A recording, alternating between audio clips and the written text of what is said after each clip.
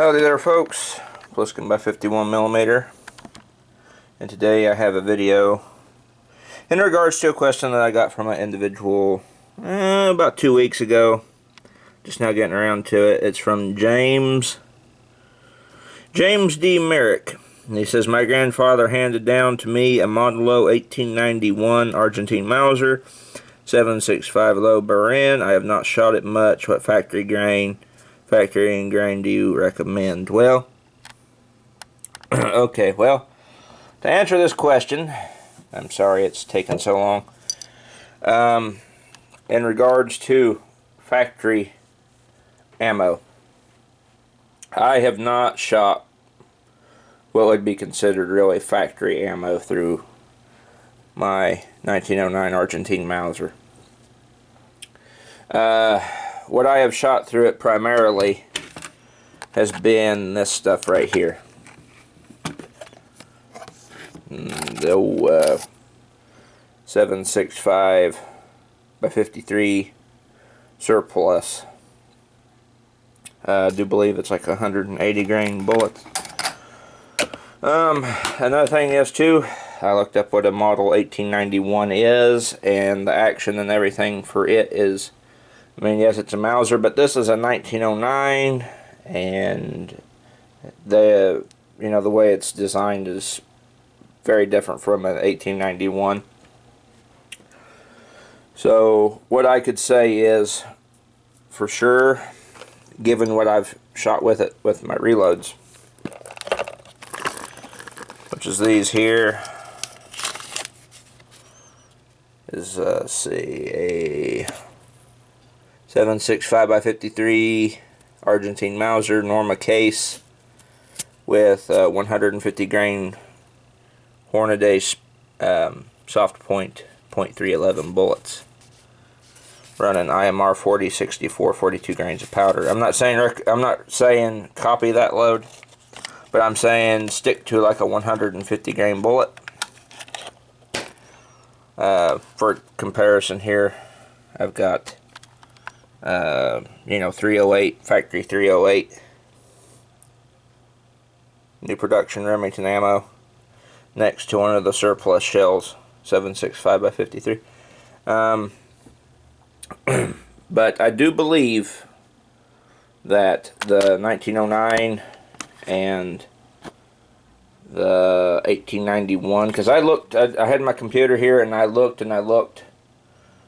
for twist rate differences, because the 1891 and the 1909 are two totally different rifles basically, because I looked at how the 1891 is designed. It has like a magazine down here and all that. It's a completely different rifle from the 1909. But I do believe they share the same twist rates, because I looked up a 1909 Argentine Mauser, Deutsche Waffen Munition Berlin twist rate, and I looked up a 1891 Modelo Argentine rifles twist rate, and they both came out to be 111. And I think that's because back in the day they didn't really, now I'm not 100% sure on this, but I think they didn't go, they didn't experiment with the twist rates. They kind of just chose one and stuck with it, I believe. It seems that way, that from what I read, because they're built almost basically a decade apart from, well, over a decade apart from each other, the 1891 and the 1909. And everything I pulled up said they have 11 or 1 in 11 twist rates, both of them. So I would recommend stick with a 150 grain bullet. And Privy Partisan, based out of Serbia, PPU, makes factory 7.65 by 53. And what I mean by factory is, I mean, like, this 308 right here, like factory like this.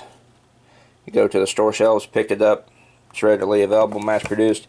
I'm not meaning surplus, because honestly, and I don't speak for everybody, or all types of surplus, this is the most ammo I've had on hand for the 7.65. To put it into perspective, when I started getting into reloading and all that. The 1909 Argentine Mauser was the one that I started reloading for and got serious with. It also introduced me to high-powered rifles, you know, like got me wanting the M1A, stuff that was high-powered. This rifle is the reason why. And those who have been on the channel for a long time know the story. But I will say this, from like my sophomore year of high school, which is like 2011, 2012 till now, this is the same amount of surplus that I've had on hand, and I've been shooting a lot of this stuff through it. I've basically, may as well just say 10 years shooting 7.65 surplus through it, and because we had a crap ton of this crap. Like, I'd take the Mauser out before I got the M1A and the AR and all that. The Mauser was the go-to plink rifle that we'd take to all those shoots and shoot pop cans and broken computers with and all that, because I just had, it was the rifle I had the most ammo for. But that being said, the accuracy with this stuff here is not what I'd consider the best. I've never really taken this stuff out past like 50 yards. I think I've shot it out to maybe 100 a few times out with my buddies, just playing around. Let me get a single bullet. Let me show you the head stamp on this stuff. This is some old, you can see that there, it says 1941, or no, 1947, my bad. Yeah, so this is some old surplus. And what I'm getting at here is if you are getting a 7.65 on today's market, and my dog's going crazy because he sees somebody walking down the street out for a jog, you know, I wouldn't really recommend going the surplus route with the 7.65 by 53. I don't know, maybe read up on it, do some research, but this is probably all the 7.65 surplus I will have for my Mauser, and when all this is gone, it's gone. I'm not going to buy no more surplus for it, because I have shot it for so long. I'm starting to get down to the not so desirable amounts of surplus that we have, and some of this stuff is real sketchy. I'm talking like delayed you know, ignition. Like, I'll pull the trigger, firing pin hit the primer, and then I've had a few of them, very seldom, like go off like a split second after. And then I've had a few where you hit the back of the, you know, you pull the trigger, firing pin falls forward, hits the primer, and then it don't go off. It's kind of, especially with it being 1947 production, I'm sure newer stuff would probably perform a lot better.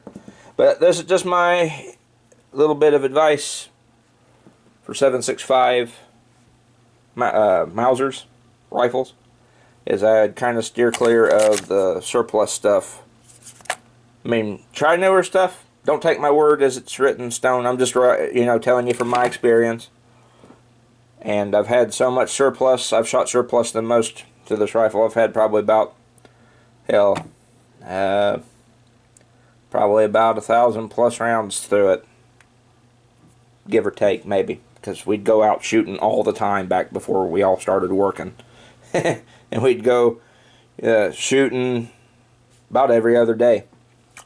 And this rifle came along came on the shooting trips the most until I started getting the M1A and some of the other you know, rifles that fired more common calibers, and then this dude kind of took a back seat, especially with the H&R, because even though I'd had it for a while too, but 223, 5.56 was starting to get not as expensive, and you could, well, it really wasn't, but I could buy copious amounts of that and then reload for it easier than this. And nowadays, I don't take this dude out much anymore, sadly. I do when I do test reloads, but I haven't shot surplus in it since, like, oh, hell, Christmas 2018, I think. And part of that reason why, too, is this stuff is corrosive. When you shoot this stuff through your 1909 or your 765, you have got to take it home that night and clean it. And clean it back down to bare metal, because it will start to rust. I have had surface rust appear on the bore of this dude on the inside because I got lazy one year and left it upstairs at the old house. And you could see it as like a little orange powder coming out of the end of the barrel, and I ran a cleaning rod down the barrel, and the whole rag was orange. About as orange as these grips on my SPL1. So, yeah. But that's just my advice. Stick with new factory production stuff, PPU. You can buy reloading components if you're able to reload. Bullets. The bullet it likes to shoot is these .312 and .3. Where are they? Where did they go? They've been moved on me. There's like a whole box of .311 bullets down here. Them have been moved. Don't know where them went to. Well, oh, there they are. They're just further back. Yeah, .311. It likes them there. My 1909 does. My 765. But stay in the 150 grain range. Play around with it a little bit on your own. That's what I would recommend. And as far as I know, Serbia PPU still makes factory grade stuff like this that you can buy. And surplus stuff, I wouldn't recommend it, but if you do some research and find some that's, you know, not like 60 years old or 70 years old and is in good condition, I'd say go for it. But that's my advice to you with your 1891. I can't recommend a reload because it's a totally different rifle. And even if it was, like, even if you did have a 1909, I still really couldn't recommend, like, you using the load that I use, because no two rifles are built the same. And, you know, what works in mine might not work so well in somebody else's, and might actually cause, like, problems, like, I don't know, overpressure in the chamber or something. But I'm sorry for taking so long to get to this comment. I've been having a lot of mandatory extra overtime at work the past 2 weeks, basically, and I'm going to have mandatory extra overtime going into this week, too. And it's going to, that just affects my ability to really, you know, make videos when I do have my weekends off.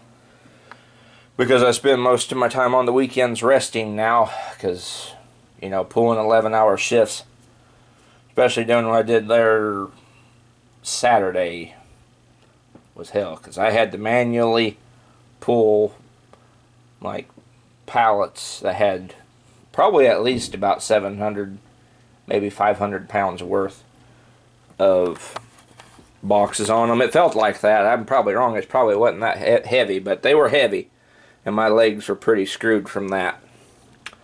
Like, I wasn't able to get up and do anything yesterday. And I've been resting, taking it easy today. So I will get to the question. Like, when people leave me questions, most of the time I'm at work and can't respond to them. So that's why it took me 2 weeks to respond to James. And there's a bunch of other people in there that's got questions that I need to get to, but I just haven't been able to because I get them through the week and I can't reply to them or anything because I'm working. So, but I got to James. I'll be able to get to a few others too.